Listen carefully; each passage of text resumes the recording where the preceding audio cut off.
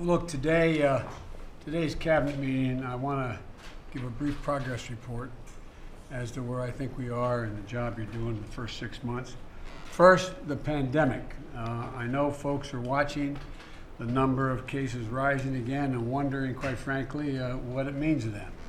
But overall, COVID-19 deaths are down dramatically, and these last 6 months, about 90% down. Due to our vaccination program. And I want to thank you all for the great job you did in getting that done. But we have to stay vigilant, especially with the Delta variant that's out there. While COVID-19 cases are rising, virtually all of the COVID deaths and hospitalizations are from unvaccinated people. Let me say it again, virtually all are from unvaccinated people. And that means the safest thing to do is to get vaccinated. And that's why we're focusing on our next phase on getting the unvaccinated vaccinated. I know it seems like a constant uphill climb, but it's gradually, we're making progress, but we got a way to go yet. Secondly, the economy. Yesterday that I spoke of the historic economic progress we've made, which starts with the American Rescue Plan. Shots in arms that saved a lot of lives, checks and tax cuts to give them just a little extra breathing room, ordinary Americans, and lower health care costs just when so many Americans needed that help. And it's helped create 3 million jobs, more than any administration has done in the first 6 months of being in office. Again, thanks to all of you. And with our bipartisan infrastructure framework and our Build Back Better plan, I think we can turn this great movement into economic boom for some time to come. And I really mean that. I think we're on a cusp of not only getting us out of the hole, but setting us on a path that's going to generate significant continued economic growth.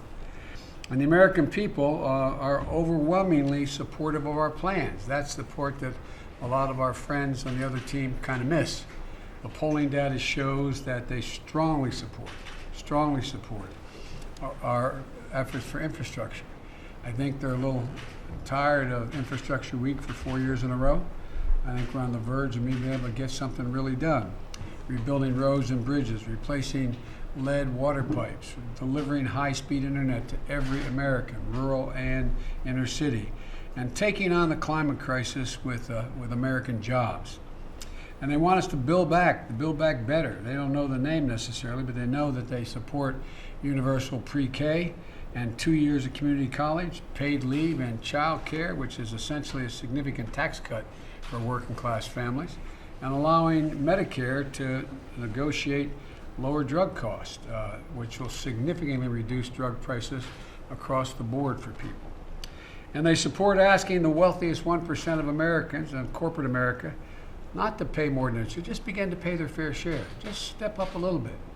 The idea that 50 largest corporations in America pay no tax, I think people should be able to be millionaires and billionaires if they have the ideas, but Lord's sake, the idea, let's start paying your fair share. And third thing is, and by the way, there's overwhelming evidence in the polling data, they support what we're doing is how to pay for these programs. Thirdly, restoring American leadership in the world. I know you all have, those of you who've traveled around the world, I know our ambassador to the United Nations knows it full well, that America was really behind the 8 ball the last 4 years. We've lost a lot of our standing. I don't have to tell that to my buddy sitting to my right here, the Secretary of State. He understands it well. And as I said before, we are defining competition right now for the 21st century, for the second quarter of the 21st century with China and many other nations. And many of these nations believe that autocracy is the future, that democracies cannot compete with autocracies because it's so hard, things are moving so rapidly, technologically and otherwise, that democracies can't get the act together enough to get a consensus how to move. Well, I reject that notion completely, and I think the vast majority of American people do as well. You know, in my conversations and meetings with world leaders, just coming back from, I guess, 8, 9 days over there, ending with a meeting with Putin. I'm making it absolutely clear that democracy is more capable, and America is back. Whether it's helping vaccinate the world, and we're not just vaccinating ourselves, we'll get into it, we're going to help vaccinate the world. We're building back better to create jobs and grow the middle class, not just at home, everywhere. It's in our interest that the economies of these other nations grow. And we're going to lead the fight against the climate crisis and tackling the challenges of cybersecurity. We've been very clear to our other nations as to what we expect in terms of their conduct. And finally, there's much more to be done and so much more to do.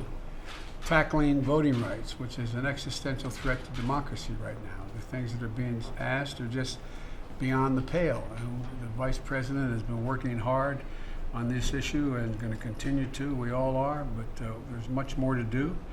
We have to tackle the immigration problem, which we're working really hard to get done in a humane and serious way. Police reform and crime.